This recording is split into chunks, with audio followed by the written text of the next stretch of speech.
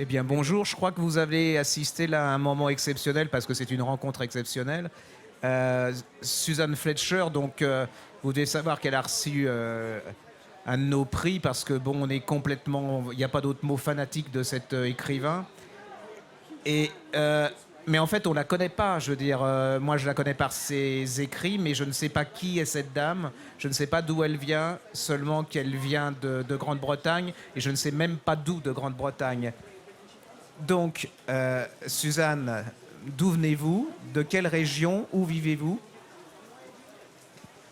Well, I was born in Birmingham in the centre of England, and I lived there till I was 18. And since then, I've moved around the British Isles a fair bit.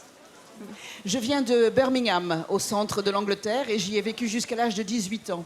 Et depuis, j'ai pas mal bougé au travers des îles britanniques. I studied in the city of York in the north of England, and also in East Anglia. But I would say that probably the majority of my time since the age of 18 has been spent in Scotland. Alors, j'ai fait mes études à York, dans le nord de l'Angleterre, et aussi en partie dans l'East Anglia, qui est complètement à l'est de l'Angleterre. Mais je dois dire que probablement le lieu de Grande-Bretagne où j'ai passé le plus de temps depuis que j'ai 18 ans, c'est l'Écosse. And in particular on the west coast of Scotland in the Highlands amongst the mountains, and it was a remote part, but it is the landscape like that I truly feel inspired by. J'ai vécu en particulier dans l'ouest de l'Écosse, dans les Highlands, au milieu des montagnes, et c'est véritablement le paysage dont j'ai l'impression que c'est chez moi. And now I am back down in the Midlands in Stratford-upon-Avon, Shakespeare's birthplace. And I'm very happy there. It's where my family live. I've got many friends in the area, but I would be lying if I didn't say that I do miss the mountains a fair bit. Et aujourd'hui, j'habite à nouveau dans le milieu de l'Angleterre, à Stratford, qui est la ville de naissance de Shakespeare. J'y suis très heureuse, ma famille y vit, et c'est un très beau paysage, mais je mentirais si je ne disais pas que vraiment les montagnes me manquent. Ça explique l'importance de la nature. C'est-à-dire, parce qu'il y a quand même quelque chose. Elle m'a fait rire tout à l'heure parce que je lui demandais où elle habitait, donc elle me dit Stratford. Et je connais un peu Stratford et c'est quand même un petit village. Et là, elle me dit c'est quand même une grande ville. Donc, vous n'êtes pas du tout citadine. I enjoy the city to visit. I love coming to cities to visit. I think long term, when I live in a place, I need to have access to green places and trees. Nature has always been, since I was a child, the thing I loved most, and I looked forward to being amongst it. Alors, j'aime assez les villes, en particulier pour les visiter. Mais c'est pas là que je veux vivre. J'ai besoin d'avoir un peu de verdure, j'ai besoin de la nature. La nature, c'est depuis que je suis toute petite fille, ce qui est le plus important pour moi. Bon, je voudrais savoir aussi pourquoi écrire. C'est une question bateau, mais ça intéresse tout le monde. C'est pourquoi. Vous auriez pu rester à la couture. I can't sew. Incapable de coudre. I think it's probably quite a common answer from writers, but it's a compulsion, really. It almost felt like it wasn't a choice. When I was possibly in my early teens, like many young girls, I kept a diary, and that's really how my love of writing and putting emotions down on paper began. Je peux dire que c'est presque une obligation, une pulsion, c'est pas quelque chose... Je sais que beaucoup d'écrivains disent ça, mais j'ai pas l'impression d'avoir eu beaucoup le choix. Évidemment, quand j'étais toute jeune fille, j'ai commencé par écrire mon journal, et c'est comme ça que j'ai commencé à apprendre à mettre des émotions sur le papier. I was also just going to say that it was really only when I was at university in my early 20s that I ever considered writing for a living or attempting that. I had always assumed up to that point it would stay a hobby, something I loved but kept private. And it was only in my early 20s that I thought maybe it's worth having an attempt at getting published. And it was the best decision I ever made. Mais j'ai attendu d'avoir un peu plus de 20 ans et d'être en plein milieu de mes études avant d'envisager de peut-être faire l'essai de vivre de mon écriture ou en tout cas d'essayer d'être publié. Jusqu'à présent, je pensais que c'était quelque chose que j'aimais, mais quelque chose qui resterait un passe-temps et qui était quelque chose d'intime et de privé. Et c'est seulement quand j'étais au milieu de mes études que je me suis décidée à me dire que ça valait peut-être la peine d'essayer de tenter d'être publié. Et c'est la meilleure décision que j'ai jamais prise de ma vie. Oui, je voulais savoir, alors comme on l'a demandé à Guillaume Musso, quels sont les écrivains, les livres qui sont importants pour vous? Si les gens qui nous écoutent devaient lire des livres, quels seraient-ils?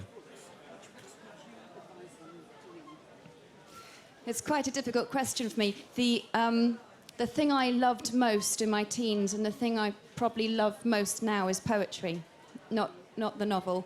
And it was poetry that I first started writing. It is poetry that I read now, mostly, particularly when I'm writing, because I find if I read a novel whilst I'm writing a novel, I almost get confused with feelings and subjects. So it is poetry that, for me, is the most important thing. Ce que j'aime par-dessus tout, et ce que je lis par-dessus tout, c'est de la poésie. C'est d'ailleurs par la poésie que j'ai commencé à écrire. Et quand j'écris un roman maintenant, ce que je lis maintenant, et pendant que j'écris un livre, c'est de la poésie. J'ai tendance à trouver que si je lis un roman en même temps que j'écris un roman, les choses se confondent et je ne sais plus où sont véritablement les émotions. Et donc, ce qui est le plus important pour moi, c'est clairement la poésie. It probably will be no surprise to anybody that the poetry I first turned to was the poetry of others who love nature. So Robert Frost, the American, Seamus Heaney, the fantastic Irish poet, they were the first ones I really discovered and savoured every word of. Et comme j'aime beaucoup la nature, ça ne surprendra personne que mes poètes préférés soient Robert Frost, l'américain, ou Seamus Heaney, l'irlandais, dont je savoure chacun des mots les uns après les autres. Ce sont deux poètes absolument merveilleux. And in terms of a few novels that I have always loved and read and reread and reread, the first novel I remember being really taken by as an adult was the novel of The English Patient, which went on to become an Oscar-winning film. And I think perhaps I love that book so much because the author, Michael Ondaatje, is primarily a poet himself. And I remember reading his prose and getting goosebumps. I had no idea that words on a page could have that effect on someone. It was like magic, like a lightning strike. Et si maintenant, en termes de romans que je lis, que je relis et que je re-relis, il y a Le Patient anglais. C'est probablement le premier roman que j'ai lu en tant qu'adulte qui m'a fait un effet extraordinaire. Et c'est probablement lié au fait que son écrivain, Ondaatje, est d'ailleurs lui-même poète pour commencer. Et quand je l'ai lu, j'avais la chair de poule. Et c'est la première fois que je me suis rendu compte que des mots sur une page pouvaient avoir un tel effet sur un lecteur. There is also a book I remember being utterly taken with because of how it carried me almost literally to a country, and that's The Poisonwood Bible by an American writer, Barbara Kingsolver. And it is set in what was the Congo in the 50s, and it is a story told by four sisters. And I remember reading a chapter and then walking through the streets of Stratford-upon-Avon and checking the trees for snakes because I was so caught up in this world. So that's another of the novels that I would highly recommend. Et alors, un autre roman qui a été extrêmement important pour moi, alors je ne sais pas son titre en français, c'est un roman de Barbara Kingsolver qui a été écrit dans les années 50, qui se passe au Congo. Et littéralement, ce roman m'a transportée dans un autre pays. Je me souviens que quand j'ai fini de le lire, je me baladais dans les rues de Stratford et je vérifiais dans les arbres qu'il n'y avait pas de serpent qui allait me tomber dessus, tellement j'étais encore complètement embarquée dans cette histoire et dans ce livre. And just finally, I am also always returning to the classics. I'm a fan of the Bronte sisters, particularly Jane Eyre, Charles Dickens, novels by him, and I've recently read for the first time Les Miserables by Victor Hugo, not in French, I'm afraid. And that's an extraordinary novel, and I think there is an awful lot to be said for returning to the classics because the way they tell stories has lasted the test of time. Mais je pense aussi que c'est une chose extrêmement importante d'en revenir aux classiques. Et par exemple, j'adore les Sœurs Brontë, et en particulier Jane Eyre. D'autre part, je relis Dickens aussi. Et puis, je viens récemment de lire Les Misérables de Victor Hugo, pas en français, je regrette de le dire. Mais c'est un roman absolument exceptionnel. Et finalement, c'est toujours une bonne chose de retourner aux classiques, puisque eux, ils ont tenu la distance. Et je crois que Victor Hugo, Les Misérables, ça va déboucher sur autre chose. Yes, I am in the process of writing a novel for teenagers, for young adults, based on the story of one of the characters in Les Miserables. So it's a brand new project for me. It's a real challenge, and I'm currently loving it. And I am loving writing about a city for a change. And the fact it's Paris is all the better. Oui, en effet, j'ai un nouveau projet qui est d'écrire un livre sur un des personnages des Misérables. Ce livre est à l'attention d'adolescents et ça me fait un plaisir énorme d'écrire pour une fois sur une ville. Et que cette ville soit Paris, c'est encore mieux. Et il va paraître quand, vous savez à peu près? I'm not sure when it's going to be published. It needs to be, and the deadline is the end of October, which is pretty close.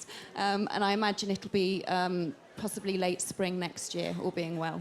Alors, la date butoir pour la remise du manuscrit, c'est le mois d'octobre. Donc, j'imagine qu'il sera probablement publié en Angleterre au printemps prochain. Et chez nous? I'm not sure, but I would hope so. Je ne sais pas s'il le sera jamais publié en France, mais j'espère. Oui, c'est sympa de l'écouter parce que quand on lit ses livres, il y a beaucoup de poésie. Et on se demandait pourquoi elle a ce style. Et donc, ça vient, voilà, c'est ouvertement. Mais. Et est-ce que la musique a de l'importance pour vous aussi? Musique classique, musique. To be honest, it's taken me a while to get into music. We were not particularly a musical household growing up. It was more books and poetry. But when I listen to music now, whilst of course the melody matters, the lyrics are incredibly important to me as well. And it is the lyrics that perhaps I pay the most attention to. I'm also discovering the huge world of classical music. And quite often I will now write to music like that. Pour vous dire la vérité, nous n'étions pas une famille très portée sur la musique, c'était plutôt les livres chez nous.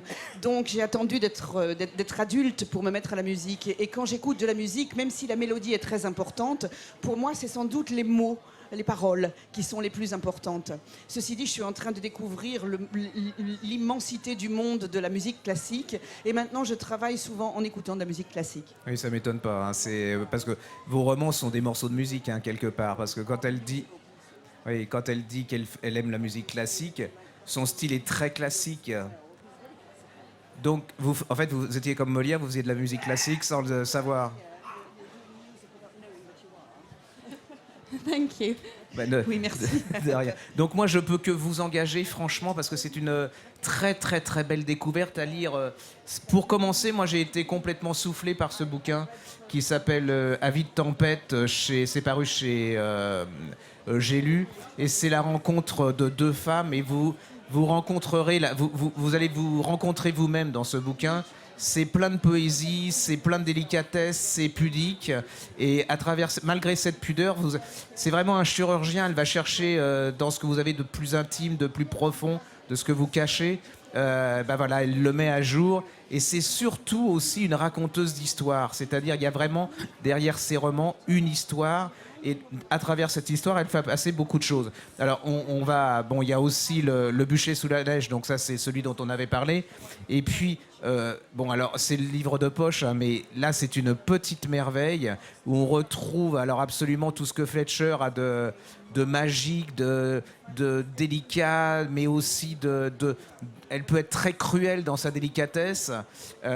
C'est paru chez Plomb, ça s'appelle Les regrets d'argent chez Suzanne Fletcher. Et pour finir, je la remercie beaucoup d'être venue, je la remercie beaucoup d'écrire, et j'espère qu'elle continuera à nous donner des romans aussi beaux et à nous surprendre, malgré ce classicisme, à nous surprendre par ses histoires. Et voilà. Merci beaucoup. Thank you, it's my pleasure. Thank you.